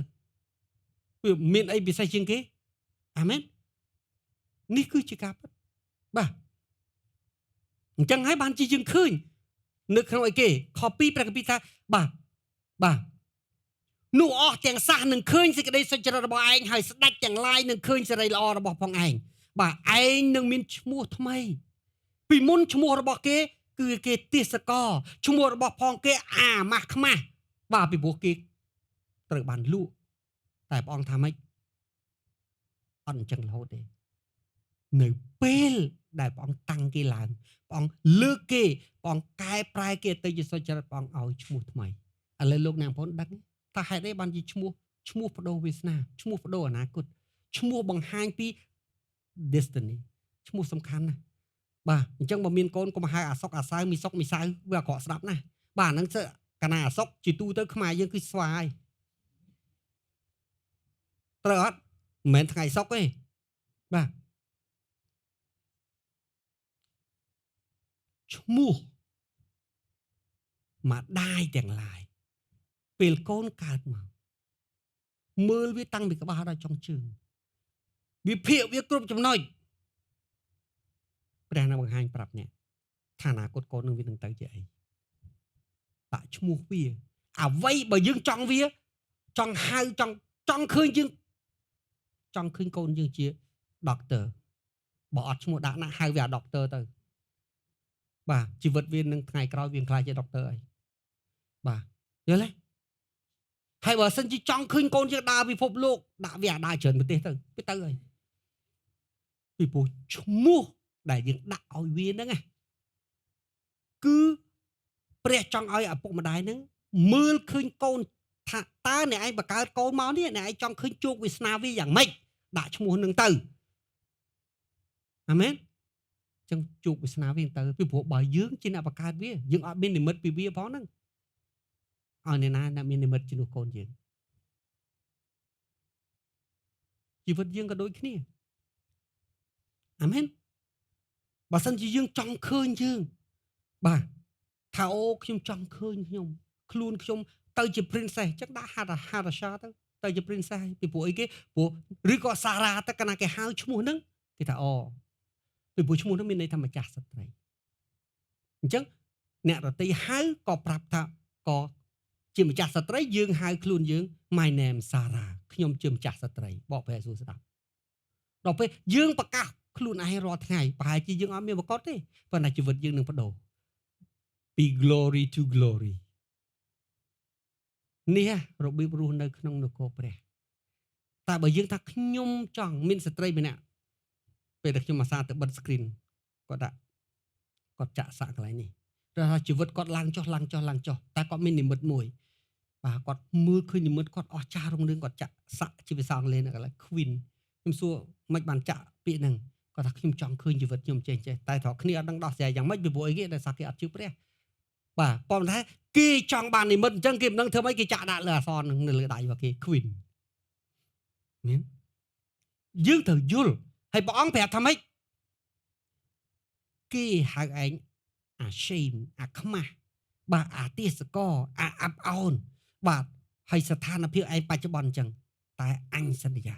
អញនឹងមិនជប់ធ្វើការក្នុងជីវិតឯងទេអញនឹងសូនបានកែច្នៃឯងបាទរហូតតតែឯងបានសុចរិតអញនឹងតាំងឯងលើទីខ្ពស់អញនឹងបដូរ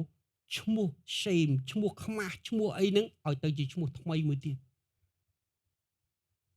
ឃើញព្រះនិយាយព្រះនិយាយពីជោគវាសនាអ៊ីស្រាអែលអស់ចាស់បាទតោះមកទៀតបងថាម៉េចដែលប្រអស់ព្រះបានសម្រាប់ចាំឯនៅពេលដែលព្រះអង្គប្រាប់នាងម៉ារីថានាងនឹងមានកបងប្រាប់យូសាបថាម៉េចដាក់ពនាមត្រង់ថាយេស៊ូអាមែននៅពេលដែលព្រះប្រាប់ហោរាសាការីប្រាប់សម្ដេចសង្ឃបាទសាការីថាបាទអេលីសាបេតប្រពន្ធឯងនឹងមានកបងប្រាប់ថាម៉េចវាឈ្មោះយូហានឃើញបងនិយាយប្រឡោតអត់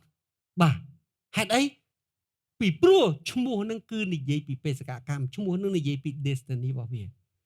បាទអ្នកខ្លះពេលដែលគាត់នៅព្រះពន្លាស្រាប់តា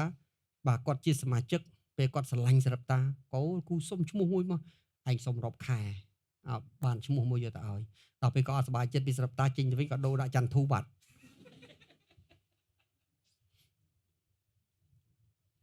ឈ្មោះនឹងតំណាងអនាគតខ្ញុំមែនទេតំណាងអនាគតអ្នកឯងខឹងខ្ញុំបានក៏ប៉ុន្តែអ្នកឯងខឹងជោគវាសនាខ្លួនឯងដែរមែនអាមែន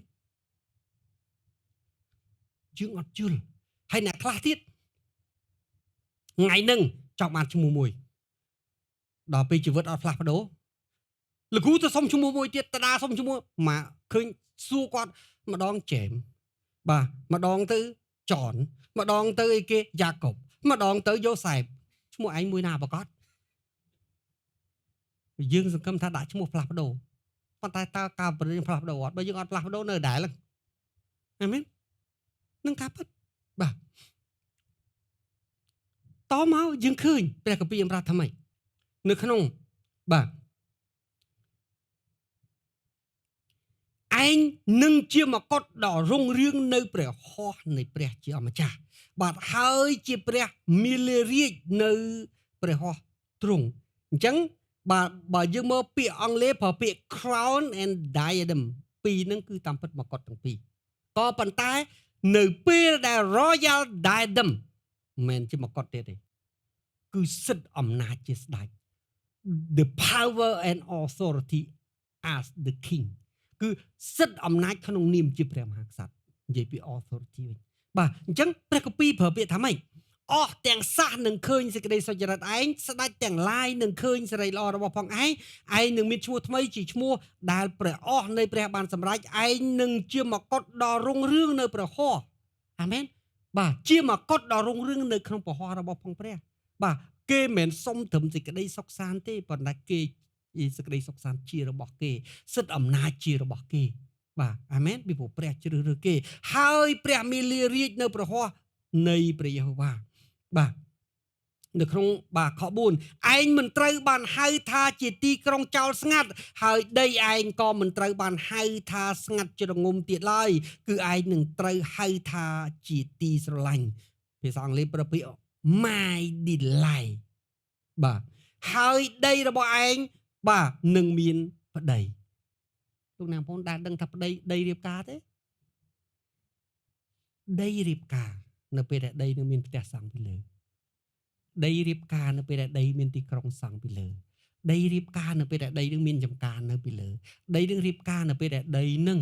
បាទយ៉ាងម៉េចដែរបាទមនុស្សប្រើមនុស្សរក្សានឹងគេហៅដីរៀបការពួកដីនឹងវាមានប្រយោជន៍តែ តែដីដែលអត់រៀបការដីអាមានន័យថាដីនឹងគ្មានដីដុះពីលើដីនឹងលែងអត់មានមនុស្សរស់នៅដីនឹងអត់ដាំដុះអីកើតអាហ្នឹងដីអត់រៀបការដីអាអាមែនបាទនៅពេលដែលព្រះលក់គេព្រះទុកឲ្យដីគេនៅមេម៉ាយមានន័យថាអ៊ីស្រាអែលក៏មិនអាចរស់នៅអ្នកដទៃក៏មិនអាចរស់នៅទុកដីនឹងបោះបង់ចោលអាមែនក៏តែព្រះមានបន្ទូលថាដីឯងនឹងបានរៀបការមានន័យថា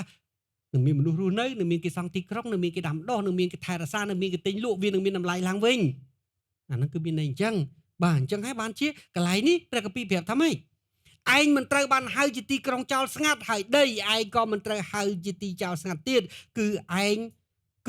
នឹងត្រូវហៅជាទីស្រឡាញ់ហើយដីរបស់ផងឯងនឹងមានប្តីវិញពីព្រោះព្រះយេហូវ៉ាមានសេចក្តីរីករាយចំពោះឯងហើយដីឯងនឹងបានរៀបការអាមែនបាទអញ្ចឹងនេះគឺជាអ្វីបាទ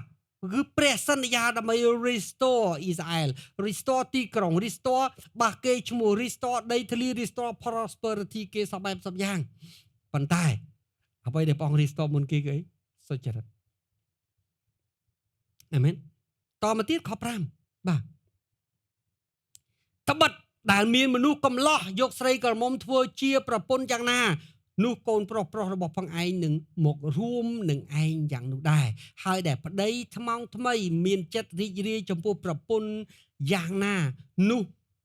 ឯងនឹងមានសេចក្តីរីករាយបាទនោះព្រះនៃឯងនឹងមានសេចក្តីរីករាយចំពោះឯងយ៉ាងនោះដែរភាសាអង់គ្លេសប្រើពាក្យបាទ as a young man married a young woman so shall your son marry you បាទ and as the bridegroom rejoices over the bride so shall your God rejoice over you បាទអញ្ចឹងខ5នៅក្នុងព្រះគម្ពីរអេសាយចំពុក72នេះគឺនិយាយព្រះអង្គប្រៀបធៀបអំពីថាព្រះអង្គនឹងត្រឡប់មកកាន់ទីព្រះអង្គនឹងលើកដំកើងគេព្រះអង្គគង់ជាមួយគេព្រះអង្គនឹងអីគេព្រះអង្គនឹងបាទធ្វើឲ្យគេមានគេឈ្មោះល្បីបាទហើយសម្បូរសบายសាយថ្មីឡើងវិញហើយព្រះអង្គប្រៀបធៀបថ្មីអ្វីដែលព្រះអង្គប្រៀបធៀបបាទគឺព្រះអង្គប្រៀបធៀបដូចជាទឹកចិត្តរបស់ផងមនុស្សកំឡោះនៅចំពោះស្រីកមុំដែលបាទដែលគេដែលបានស្ដីដណ្ដឹងហើយរងចាំទន្ទឹងគ្រប់ពេលគ្រប់វេលាបាទថាថ្ងៃមួយបាទនឹងបានរៀបការហើយរស់នៅជាមួយនេះគឺជាអ្វីហើយខព្រះគម្ពីរហ្នឹងហើយដែលអីគេដែលព្រះជាម្ចាស់មានបន្ទូលថាបាទអីគេ eagerness for his bride គឺព្រះអង្គមានចិត្តប្រតិបត្តិយ៉ាងខ្លាំងក្លាបាទចំពោះកូនក្រមុំរបស់ព្រះអង្គអានឹងគឺបង្ហាញពីឆន្ទៈមិនមែនគ្រាន់តែជា prophecy មួយដែលនិយាយពីការ restore អ៊ីស្រាអែលទេក៏ប៉ុន្តែក៏បង្ហាញអំពីយ៉ាងម៉េចដែរអិរិយាបថឬក៏យ៉ាងម៉េចដែរបាទស្ដីអំពីព្រះចောင်းម្ចាស់ដែលជាកូនកំ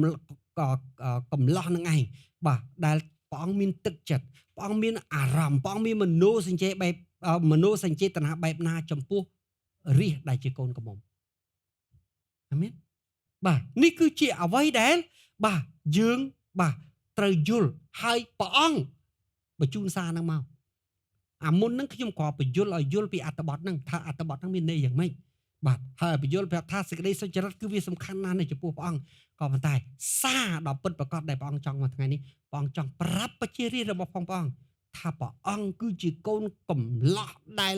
មានចិត្តស្រឡាញ់យ៉ាងខ្លាំងបាទហើយទន្ទឹងរង់ចាំដោយចិត្តស្រេកឃ្លានចង់រង់ចាំទៅដល់ថ្ងៃរៀបការទេបាទចង់ដល់នេះរៀបការទេអញ្ចឹងតើកូនកំមុំអង្គប្រុងព្រៀបហើយនៅនេះគឺជាសារសម្រាប់ថ្ងៃនេះអញ្ចឹងហើយបានជាគេបាទយើងអាចនឹងមើល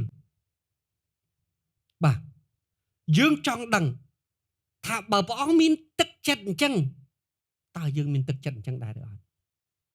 ស្រួលមើលទេបាទ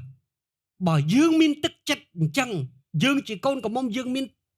ទឹកចិត្តអញ្ចឹងដូចជាព្រះបាទទន្ទឹងរង់ចាំបាទពេញដោយសេចក្តីស្រឡាញ់បាទមនោសញ្ចេតនាការប៉ុនប៉ងដើម្បីចង់ជួបបាទស្វាមីបាទដែលបានដែលជាគូដណ្ដឹងរបស់ខ្លួនដែរ យើងមើលតែពាក្យសម្ដីមើលតែកាយវិការមើលតែអាកប្បកិរិយាមើលតែការរស់នៅរាល់ថ្ងៃតើគេរស់នៅថ្វាយព្រះជាម្ចាស់ដោយមានឥរិយាបថបែបណាបើគេសង្ឃឹមគេរីករាយនឹងអធិដ្ឋានគេរីករាយនឹងអានកាពីគេរីករាយនឹងចុះចូលគេរីករាយនឹងស្រាប់កោគេរីករាយនឹងការដេញតាមសេចក្តីសុចរិតអានឹងគឺ eagerness ហើយគឺមានន័យថាគេកំពុងតែផ្លាស់ប្ដូរហេតុអីនៅក្នុងព្រះគម្ពីរលោកុបាទចំពុក29យើងឃើញនៅក្នុងខ18ខ20បាទហើយនឹងខ25ស្ដីអំពីអីគេអិរិយាបថរបស់លោកយ៉ាកុបនៅពេលដែលគាត់ស្រឡាញ់នាងរ៉ាជែលយ៉ាងខ្លាំង7ឆ្នាំដូចជា7ថ្ងៃគាត់បំរើឪពុកក្មេកទាំងយប់ទាំងថ្ងៃបាទដើម្បីធ្វើជាបណ្ដាការក្នុងការទៅដឹងកូនគាត់តែព្រះគម្ពីរប្រាប់ថាម៉េចដោយព្រោះគាត់ស្រឡាញ់នាងយ៉ាងខ្លាំងបានជា7ឆ្នាំនោះដូចជាបន្តិចទេលោកអ្នកបងឃើញនេះគឺជា power of eagerness love អំណាចនៃចិត្តប្រតិបត្តិដ៏ខ្លាំងក្លាធ្វើឲ្យពេលវេលាដ៏សែនឆ្ងាយត្រឡប់មកជាចិត្តអាមែនបាទសែនឆ្ងាយត្រឡប់មកជាចិត្តហេតុអីពីព្រោះយើងបដោតទៅលើរឿងហ្នឹងអារម្មណ៍យើងមនោសញ្ចេតនារបស់ផងយើងគិតទៅរឿងតែមួយរឿងហ្នឹងដល់ពេលអញ្ចឹងទៅយ៉ាងម៉េចដែរធ្វើឲ្យយើងភ្លេចអស់រឿងរ៉ាវនៃជុំវិញខ្លួនធ្វើឲ្យយើងភ្លេចអស់ការទុកព្រួយដេញតាមសេចក្តីបរិសុទ្ធដេញតាមសេចក្តីសុចរិតដេញតាមព្រះជាម្ចាស់បើរាជព្រះអង្គមានអរិយាបថបែបហ្នឹងគេលងស្នេហ៍នៅចំពោះព្រះដូចជាយ៉ាកុបលងស្លាយចំពោះរ៉ាជែលខ្ញុំជឿថាគ្រប់គ្នានឹងរស់នៅថ្វាយព្រះហើយគ្រប់គ្នានឹងរស់នៅសម្រាប់ការជាមករបស់ព្រះអាមែននេះគឺជាអ្វីដែលព្រះគម្ពីរបានប្រាប់បាទហើយយើងឃើញនៅក្នុងព្រះគម្ពីរម៉ាថាយជំពូកទី25ខ1ដល់ខ13មានកាយកាត់ឡើងកូនកំមុំទន្ទឹងរងចាំស្វាមីក៏ប៉ុន្តែអីគេ unpreparedness អត់ត្រៀមខ្លួនរងចាំអត់ត្រៀមចង់ជួបប្រភពលោកប្តីណាចង់ជួបស្វាមីខ្ញុំណាចង់ចូលរោងការណាចង់បាទយ៉ាងមិនដែរចង់បានរួមរស់នៅជាមួយគ្នាណាចិត្តយើងចង់ក៏ប៉ុន្តែយើងអត់ប្រុងប្រៀបអ្វីទាំងអស់ដល់ថ្ងៃរៀបការមកដល់យើងអត់បានការលេងត្រូវអត់អាមែនលោកអ្នកបងមើលព្រហ្មចារីយ៍ទាំង10នាក់តំណាងឲ្យអ្នកណាគឺអ្នកជឿទាំងអស់នៅក្នុងពិភពលោកបាទពាក្យថាកូនកំមុំគឺសំដៅទៅលើអ្នកជឿព្រហ្មចារីយ៍គឺសំដៅអ្នកថ្វាយខ្លួនទទួលព្រះអង្គទាំងប្រុសទាំងស្រីទាំងក្មេងទាំងចាស់គ្រប់សម័យកាលគ្រប់ជំនាន់តាំងពីថ្ងៃព្រះបន្ទូលព្រះអង្គចែងរហូតដល់ថ្ងៃព្រះអង្គយើងមកអានឹងកំមុំទាំង10បាទអាមែនអញ្ចឹងព្រះគម្ពីរប្រាប់ថាម៉េចនៅក្នុងព្រះគម្ពីរយើងនិយាយតែ 50% ចុះបងថាម៉េច5នាក់មានគំនិត5នាក់អត់គំនិតហ្នឹងមានន័យថាម៉េចដឹងហើយថាខ្លួនឯងជាកូនកំមុំទទួលសាញពីមេដើកមកហើយថាប្តីមកយប់ហ្នឹងណាក៏ប៉ុន្តែអត់ប្រុងប្រៀបបេលីសវ៉ាតម៉ាកយេសវ៉ាតរ៉ូបសវ៉ាតគ្រឿងអលង្ការដូចជាស្រីដតេផ្សេងទៀតនៅដែលប្រកួតមួយអេស្ទើអញ្ចឹងក៏ប៉ុន្តែអត់មើលជាគៀងមានប្រេងអត់មានប្រេងបំរុងដល់ទីបញ្ចប់ប្តីក្រមកពេកអាព្រេងក្នុងជាគៀងដែលមានណាមួយជាគៀងនោះវាអស់ហើយលីងអត់មានអីបន្ថែមអានឹងព្រះគម្ពីរចង់និយាយពីអីប្រេងសំដៅទៅលើសេចក្តីសុចរិតនៅក្នុងខ្លួនយើងប្រេងសំដៅទៅលើព្រះវិញ្ញាណប្រេងសំដៅទៅលើការខ្ជាប់ខ្ជួនការចាំយាមអាមែនហើយដល់អីគេយើងទទួលស្គាល់ហើយសួរថាស្រីទាំង10ហ្នឹងស្រីខាត់លែកហ្នឹងទទួលស្គាល់ថាខ្លួនជាកូនកំមុំអត់ទទួលស្គាល់បាទព្រះយេស៊ូវជាប្តីអត់ទទួលស្គាល់បាទដឹងថ្ងៃរៀបការអត់ដឹងតែក្រុមដឹងម៉ោងណាចង់រៀបការចង់លឺជាងស្រីប្រាប់ណានោះទៀតក៏ប៉ុន្តែអត់ប្រុងប្រៀបប្តីណាគេមកយកយើងនឹងជាគ្រីស្ទបរិស័ទដែលអីគេអូចង់ឲ្យព្រះអង្គយើងមកក៏ប៉ុន្តែជាមួយនេះស្អុយកគុកអត់ព្រមផ្លាស់ប្ដូរចាំសូម្បីតែប្តីជាទីស្រឡាញ់បើយើងអត់មួយទឹកក៏យើងមកអោបដែរ សាប់ខ្ញុំសុយសាមកប្រពន្ធខ្ញុំឲ្យអោបខ្ញុំនិយាយសាមញ្ញទេមែនទេត្រូវអត់សំបីកូនយើងញើសក៏ខៀស្អីក៏គុកទោះបីយើងឆ្លាញ់យ៉ាងណាទៅមួយទឹកសិនមែនអត់យើងគិតថាព្រះចំណាយសាច់ស្រស់ឈាមស្រស់ស្រឡាញ់យើងបើព្រះអង្គប្រៀបធៀបអ៊ីស្រាអែលដូចប្រៀបធៀបយើងអញ្ចឹងព្រះអង្គថាឯងកូនអាលូតដែលម៉ែឯងបង្កើតមកហើយបាទទាំងឈាមទាំងសក់ហ្នឹងយកឯងទៅចោលនឹងចើមបាទនឹងផ្លូវសម្ោចខំសម្ោចរូមឯងបាទឯងឆ្លក់អាទឹកព្រៃហ្នឹងបាទគ្មានអាណាមនុស្សដើរទៅដើរមកគ្មានអាណាយកភ្នែកមើលអញទៅរើសយកមកអញលៀងអញសម្អាតអញបចុករហូតដល់បំពន់ឯងឲ្យคล้ายជាកមុំពេញវ័យហើយបន្ទាប់មកអញលងស្រឡាញ់ឯងយ៉ាងខ្លាំងហើយក៏ស្ដីទៅដឹងឯងមកធ្វើជាប្រពន្ធប៉ុន្តែដល់ឯងយល់ព្រមហើយបាទធ្វើជាប្រពន្ធឯងហើយឯងទៅផាត់បាត់អានេះព្រះអង្គពយល់ប្រាប់រាជព្រះអង្គហើយរូបភាពដែលអ៊ីស្រាអែលធ្វើចំពោះព្រះគឺប្រជារាជព្រះក៏ដូចតែគ្នាដែរហើយដល់យើងថាម៉េចមិនបានបងមិនរក្សាតិចសន្យាយើងចុះកងត្រាមិនដឹងដេកមួយប្រុសប្រមាណអ្នកផងអាហ្នឹងយើងយល់មនុស្សខ្លួនឯងធ្វើអីអត់មើលឃើញទេសំរហូតបាទក៏ប៉ុន្តែយ៉ាងម៉េចគេធ្វើអីមកចំពោះខ្លួនណាគឺបាទជីកកោះតាំងដូនតាមកទៀតណាមែនយើងត្រូវយល់ហើយនៅទីនេះខ្ញុំប្រើភាសាសាមញ្ញណាស់ពេលខ្លះមើលរៀងអសរោះបន្តិចតែខ្ញុំចង់ឲ្យលោកអ្នកយល់ថាព្រះឲ្យតម្លៃយើងបាទហើយព្រះបាទយ៉ាងម៉េចដែរទន្ទឹងរង់ចាំសុំចងចាំតើព្រះចំណាយពេលប្រមាណពាន់ឆ្នាំតាំងពីមុនពេលព្រះអង្គបង្កើតទីមេឃបង្កើតផែនដីផែនការបង្កើតក្រុងយេរូសាឡឹមថ្មីមានរួចហើយតើស្អីទៅក្រុងយេរូសាឡឹមថ្មីជាទីក្រុងដែលព្រះនិងមនុស្សត្រូវរស់នៅជាមួយគ្នានៅទីបញ្ចប់នៃផែនការរបស់ព្រះគឺជាទីក្រុងដែលធ្វើសុទ្ធតែអំពីមាសនិងត្បូងមានតម្លៃកន្លែងនោះគឺជាកន្លែងដែលព្រះចង់ឲ្យយើងទៅនៅហើយដើម្បីឲ្យយើងទៅនៅទ្រង់ធ្វើគ្រប់យ៉ាងសូម្បីតែជីវិតព្រះអង្គដើម្បីមកស្លាប់ហើយរៀបចំផ្លូវឲ្យយើងទៅពេលព្រះអង្គទៅហើយព្រះអង្គចាត់បញ្ជូនអ្នកជំនួយគឺព្រះវិញ្ញាណបរិសុទ្ធនិងព្រះបន្ទូលរបស់ផងព្រះអង្គឲ្យនៅជាមួយយើងព្រះអង្គចាត់អ្នកបម្រើព្រះអង្គឲ្យដុសខាត់យើងបង្រៀនយើងគួរតម្រង់យើងបាទពេលខ្លះយើងជាម៉ែអ្នកបង្រៀនទៀតបាទតែគេបង្រៀនសេចក្តីពិតអត់ត្រូវតែអត់ត្រូវចិត្តយើងបាទសពបែបសពយ៉ាងហើយដើម្បីគេឲ្យយើងស្គាល់សេចក្តីពិតហើយដើម្បីដើរទៅកាន់មាត់ដកមួយហ្នឹងយើងអត់រវល់បាទយើងធ្វើមិនដឹងបាទយើងអត់ឲ្យតម្លៃហើយដល់ព្រះអង្គយាងមកទាំងយងទៅធាក់ដីសុំមើលគំរូស្រីទាំង10នាក់ហ្នឹងយ៉ាងមិនដែរគូទីទុងសុំបើឲ្យខ្ញុំម្ចាស់ផងតើចម្លើយដែលកូនកំឡោះស្រែកពីខាងក្នុងអ្វីទៅឲ្យឆ្ងាយអញមិនស្គាល់ឯងទេចង់លឺពីហ្នឹងហ៎អាមែនយើងឃើញនៅក្នុងអត្ថបទព្រះគម្ពីរព្រះអង្គថាម៉េចបាទបើលោកអ្នកបងប្អូនមើលនៅក្នុងខបាទចាប់ពីខ10ទៅខ11ខ្ញុំអានខ10ខ11 12 13ចុះហើយពួកខ្ញុំនិយាយទាំងអស់ហើយកំពុងដែលនាងទាំងនោះទៅទិញបាទប្តីក៏មកដល់បាទពួកនាងដែលបានបំរុងជាស្រេចក៏ចូលទៅក្នុងរោងការជាមួយប្តីរួចគេបិទទ្វារចិត្តឃើញទេខ12ខ11ឯព្រំម្ចារីឯទៀតក៏មកអង្វរលោកម្ចាស់អើយបាទសូមបើកឲ្យយើងខ្ញុំផងតែគាត់ឆ្លើយថាខ្ញុំប្រាប់នាងរាល់គ្នាជាប្រកាសខ្ញុំអត់ស្គាល់នាងទេមានន័យថាយើងបានលែងលះគ្នាហើយបាទអញអត់យកឯងទៀតទេពាក្យហ្នឹងឲ្យស្រួលស្ដាប់គឺមានន័យអញ្ចឹងពីព្រោះឯងខាត់លះអញទុកពេលឯងចាំយាមអញទុកពេលឯងរៀបចំខ្លួនតែឯងនៅតែធ្វើទីស្អីខាត់លះអញ្ចឹងបាច់អញអត់យកទេខ្ញុំនិយាយបងប្អូនអាចប៉ាសែតបានតែបើព្រះយេស៊ូវនិយាយនៅថ្ងៃនេះហើយបងប្អូនអត់ ready ចប់ហើយមែន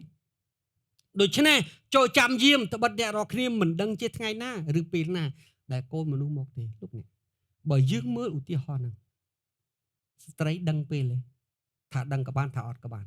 ដឹងពីព្រោះនាងដឹងថាប្តីមកយប់ហ្នឹងអានេះគឺ season យើងដឹងទេយើងដឹងតា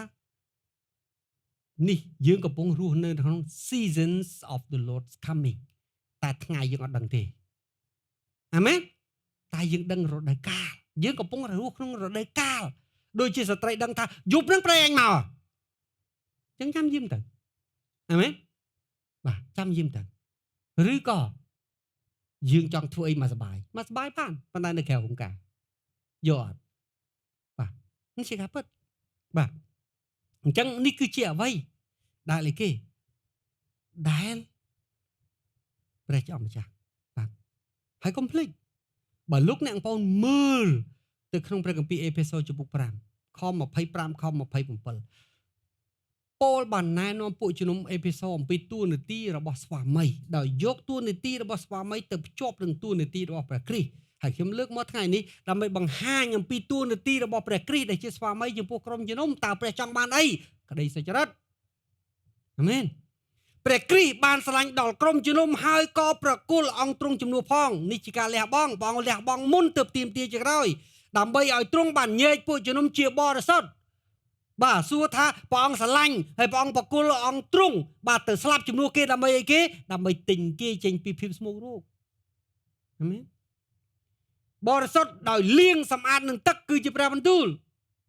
ប្រយោជន៍នឹងថ្វាយក្រុមជំនុំដល់ព្រះទុកជាពួកជំនុំឥតដ៏ឧត្តមបាទពីព្រោះយើងកាលណារៀបការជាមួយព្រះអង្គហើយទៅជាម្ចាស់ស្ត្រីអញ្ចឹងហើយបានជាអីគេបានជាដ៏ឧត្តមមិនមនុស្សធម្មតាទេឥតប្រឡាក់ឃើញទេបាទអញ្ចឹងអាស្មុករោគគឺវាតកតងនឹងខ្វះអនាម័យតែអាប្រឡាក់វាតកតងនឹងអ្វីផ្សេងទៀតហៅប្រប៉ះយើងមែនបងថាម៉េចដោយព្រោះឯងឧត្តមប្រឡាក់ក៏មិនបានដែរជ្រួញក៏អត់បានទៀតអាមែនពាក្យជ្រួញមានន័យថាម៉េចអាវធម្មតាវាលាតភ្លឹងកាលណាជ្រួញវាចាប់ដើមលែងមានម៉ូតដែរបាទវាចាប់ដើមលែងស្អាតហើយអត់សំណាប់ធ្នាប់អាមែនតើព្រះនិយាយយ៉ាងម៉េចអាមែនប្រជារាស្ត្រព្រះបាទត្រូវមានវិន័យមានស្ដាប់ធ្នាប់ឬគ្មានអ្វីក៏ដូចបានបងថាម៉េចបាទក្រុមជំនុំរបស់អង្គត្រូវតែ well preparedness ដែលអត់អាចយកអីទៅប្រៀបធៀបបានថាដូចនេះឬដូចនោះគឺត្រូវតែដាច់គេអានេះព្រះពិមទូសញ្ញាថ្មីមែនទេអាមែនគឺបានបរិសុទ្ធហើយឥតកន្លែងបន្ទោសបានបាទគឺព្រះអង្គបញ្ជាក់ឥតកន្លែងបន្ទោសបានគឺបរិសុទ្ធគឺឥតកន្លែងបន្ទោសបានបើនៅមានកន្លែងបន្ទោសបានមានន័យថាយើងអត់ទាន់បរិសុទ្ធទេនៅមានកន្លែងដែលគេអាចចោទប្រកាន់ក៏ប៉ុន្តែគោលដៅរបស់ផងព្រះអង្គគឺគ្រប់លក្ខឥតកន្លែងបន្ទោសបានអានឹងគឺជាអ្វីដែលព្រះអង្គចង់បានពីយើងអាមែនហើយកុំព្រះអង្គសូនតានកែច្នៃកិនគៀបបាទព្រះអង្គធ្វើដាក់អ៊ីស្រាអែលមិនធ្វើដាក់ប្រជារាស្ត្រព្រះអង្គអញ្ចឹងបាទដើម្បីឲ្យគេអ្វីដែលព្រះចង់បានគឺបរិសុទ្ធសុចរិតបាទអញ្ចឹងតន់មានពេលឱកាសកែទៅខ្ញុំជាមនុស្សម្នាក់អត់ប្រកែប្រមាណទេក៏ប៉ុន្តែខ្ញុំអត់ចូលចិត្តឲ្យអ្នកណាបង្ខំខ្ញុំទេបាទជំនឿខ្ញុំក៏ចឹងដែរខ្ញុំប្រាប់ថាព្រះអង្គទុកឱកាសឲ្យខ្ញុំរៀនតាមស្រួលហើយខ្ញុំកែតាមស្រួលបាទប្រាប់ឲ្យច្បាស់មកខ្ញុំនឹងកែព្រះច្បាស់មកខ្ញុំនឹងដើរតែទុកឱកាសឲ្យខ្ញុំពីព្រោះខ្ញុំដើរយឺតបាទពីព្រោះខ្ញុំផ្លាស់ប្ដូរយឺតក៏ប៉ុន្តែខ្ញុំអត់ចូលចិត្តឲ្យវិន័យទេបាទបងស្ដាប់តាពីព្រោះមនុស្សគ្រប់គ្នាអ្នកខ្លះលឿនដូចសាយចឹងតែអ្នកខ្លះដំណើរដូចដើកចឹងអូខេអត់បញ្ហាព្រះអង្គទទួលស្គាល់ nature នៃឯងជាសាយព្រះអង្គទទួលស្គាល់ nature នៃឯងជាដើកក៏ប៉ុន្តែព្រះអង្គក៏ទទួលស្គាល់ដែរតែឯងដើរទៅមុខអត់ឯងដើកឯងដើរក្នុងជំហានដើកទៅអាមែនឯងសាយឯងដើររត់ក្នុងជំហានសាយទៅប៉ុន្តែកុំភ្លេចកុំឈប់កុំក្រាញទៅមុខអាមែនត្រូវឬអត់ព្រះមិនបានបង្ខំប្រាប់ថាហែងដើកហែងត្រូវរត់ឲ្យលឿនដូចសាយអញ្ចឹងធ្វើបាបគេពេកហ៎អាមែនបាទឥឡូវគេមានវិធីដើកធ្វើឲ្យដើករត់លឿនជាងសាយទៅទៀតហេតុអីដាក់ស្កេតហើយដាក់កង់អង្គុយបាទអញ្ចឹងដើកគាត់ខ្វាយទៅលឿនជាងសាយទៀតបងប្អូនដែរឃើញប៉ុណ្ណឹងអាមែនបាទអានឹងគឺជាអ្វីដែលព្រះគម្ពីរប្រាប់បាទហើយនៅក្នុងវិវរណៈបើលោកអ្នកបងប្អូនមើលក្នុងវិវរណៈបាទចំពុក19ខ7និងខ9 ចឹងនៅពេលដែលអានព្រះគម្ពីរវិវរណៈចំពុក19នេះមានន័យថា the last page ហើយទំព័រចុងក្រោយហើយព្រោះថ្ងៃនេះគឺថ្ងៃរៀបការហើយថ្ងៃនេះយើងនឹងអានតែបើសិនជាថ្ងៃមួយមកដល់ហើយខកពីនឹងរំលឹកមួយសារទៀតអានេះគឺ last page ហើយមានន័យថាទំព័រចុងក្រោយរបស់ជីវិតយើងម្នាក់ៗអីពីព្រោះថ្ងៃនោះគឺជាថ្ងៃប្រកាសលទ្ធផលបាទអាមែនអញ្ចឹងអ្វីដែលព្រះចង់បញ្ជូនសារនៅថ្ងៃនេះព្រះអង្គបង្ហាញពីទឹកប្រតិព្រះអង្គផងថាអញចង់មក